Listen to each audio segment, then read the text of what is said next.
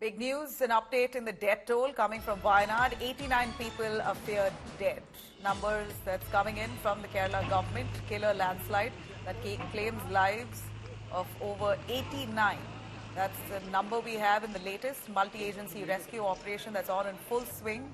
We're looking at continued rainfall in the areas that's leading to obstructions, obstacles for rescue operation to carry out in full speed. Of course, the rescue teams too, remember, are risking their own lives to wade into those waters and forest areas which are right now mucky and it's difficult for them to even step on. You have the army who's been roped in to aid in this operation. It's been at least 15 hours since rescue operation began. The landslide occurred at around 2 a.m. 2 a.m. and 4 a.m. 2 rounds of landslides and cloud bursts that led to this kind of devastation that we're seeing in Wayanad. Rescue mission, we believe, began at around 6 a.m. It still continues. Shilpa Nair, our India Today correspondent who's on the ground, she's reached Wayanad to give us more updates on this. Shilpa, tragic to see that numbers are only mounting. 89 have been declared dead for the moment. Do tell us how many more feared trapped. As far as we see, rescue operations are still on. Many areas have been cut off because of, in fact, houses that have been demolished because of the landslide and trees that are blocking off routes. How do we know the exact number of the people stranded?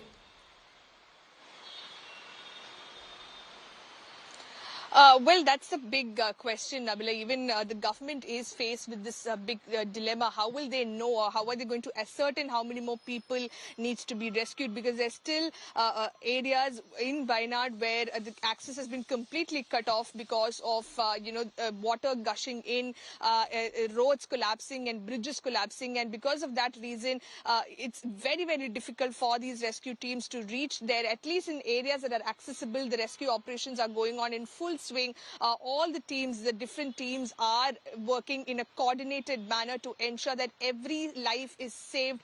Whoever is trapped under the debris, they are saved, they are rescued and taken to a nearby hospital. But there are, of course, areas where the access has been completely cut off, and due to adverse weather conditions, even the choppers are not able to go there. And that is posing the biggest challenge at this point in time for the state government and all those who are trapped there, because in fact we've been listening to several eyewitness accounts and local accounts from Wayanad. Many of them say there are a lot of people who are, for example, stuck in a resort. They managed to take shelter in a resort that did not get damaged in the landslide, and there are many injured amongst them. But the fact is, despite them having so many injuries, they're not even able to get the basic health facility or any basic first aid because no rescue personnel are able to reach there. So these are some of the challenges that confronts the Kerala government and the rescue teams at this point in time. But looking at the visuals, it's not an easy task even for the rescue teams. The terrain, Wayanad itself, it's a very difficult terrain. Add to that the landslide-like conditions where a stream has completely changed its course and the water is gushing in. There's large boulders and rocks just scattered all over. There's a lot of mud, and the rescue personnel, it's difficult to understand what is underneath them, so they need to be extra careful as well. So it's not easy. So they are making makeshift arrangements, trying to build a temporary bridge to cross over to the area where the access has been cut to reach out to the people there.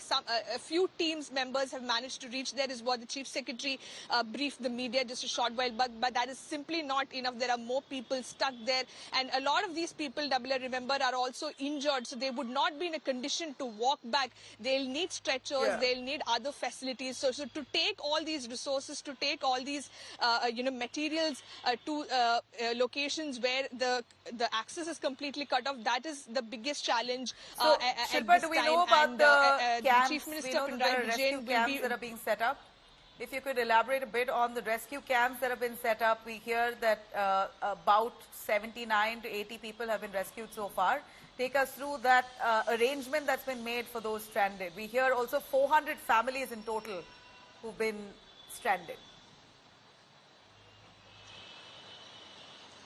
Well, yes, Nabil. In fact, because of the magnitude of this disaster, the health infrastructure, of course, is very, very overwhelmed at this point in time. And that's the reason why Kerala Health Minister Veena George, when we spoke to her, she told us that more medical teams are being mobilized from different districts and they're being rushed to Wayanad and the neighboring districts. They're not just focusing on Wayanad, they're looking at setting up temporary health centers near the landslide spots and also in the neighboring districts where people who are relatively doing better in terms of their health condition can be brought for further treatment. So they are making arrangements to convert colleges, schools, etc. into health centers where the people who are rescued can be given, can be administered first aid and other health services that they require.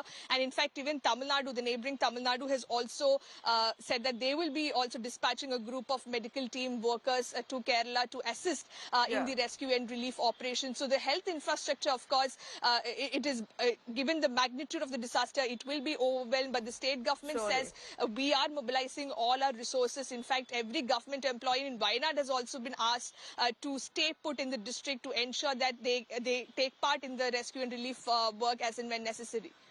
Right, so the images that we're seeing there on our screens is of the rescue teams. You also have the army now who's been roped in to bring all their might and energy and strength in this rescue mission. We hear some of the villages, like for example, Mundakai, that's one of the villages that has nearly 500 families who live there. And we hear that village is entirely cut off and it's very difficult for the rescue teams to get past that area.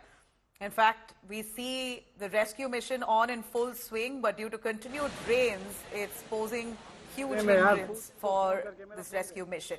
400 families, I repeat, 400 families are still reportedly stranded in parts of Wayanad. All right.